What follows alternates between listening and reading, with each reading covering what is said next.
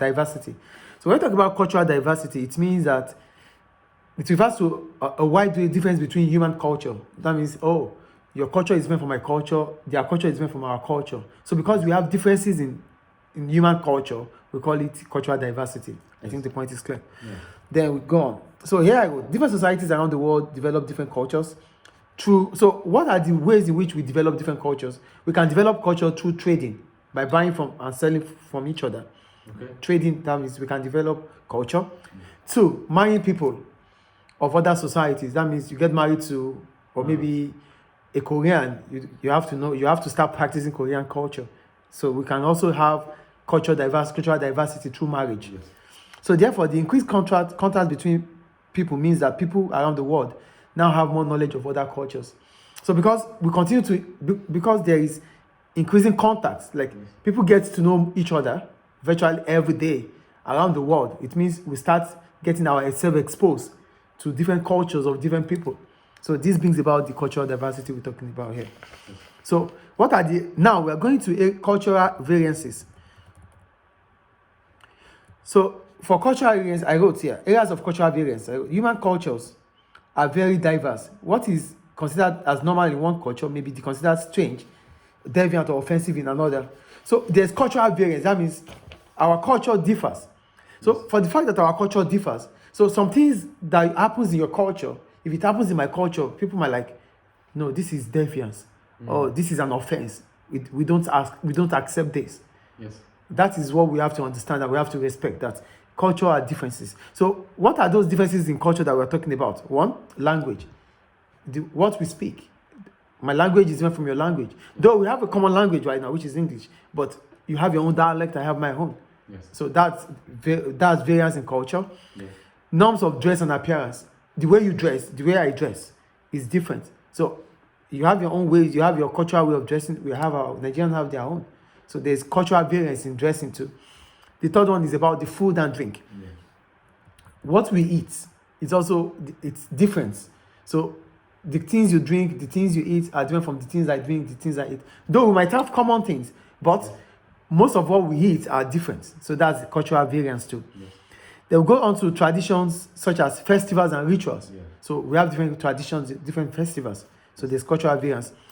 And the last one is about ideas about morality. What is moral? The principle to know what is right or wrong. So we have different ideas about morality. So what you think is right might be wrong on my own side. What I think is right on my own side, you might see it as being wrong.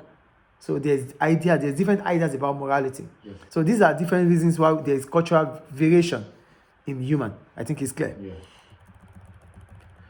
So we start with each one at a time. We have cultural variation in food. Yeah. So for cultural variation in food, so here I wrote, cultures have different ideas about what people should or shouldn't eat, such as insects and animals, such as dogs and monkeys. So for cultural variation in food, we are talking about what people should eat and what they shouldn't eat. So each culture has their own ways, what they should and what they shouldn't. Two, all the main world religions have some followers who keep the dietary rules. For example, Muslims do not eat pork. Yeah. So Muslims do not eat pork. That is the culture. So even religion states what we can and what we cannot. The third one, meat and fish are usually cooked before eating, but there are some countries who eat raw meat, such as Japan. Yeah. So it's also cultural variation about food. I think that is clear. Yes. So we are talking about each one now. So I wrote again, there are all cultural variations in meal times and in who should eat with whom. For example, men and women may eat separately. So it's still cultural variation. In some culture, men and women might not be able to eat together. Other cultures, they might not see it as anything, as a big deal. So it depends. Then we have the last one here, Western cultures. Western cultures tend to avoid eating with hands and use cutlery. Yeah. So the Westerners, they eat with cutlery, not with the hand. So that's also food variation in terms of culture. I think the point is clear. So we go to cultural relativism. So for cultural relativism, are you there? Yeah. So I go, this is the act of considering all cultures on their own terms, rather than from a Western point of view.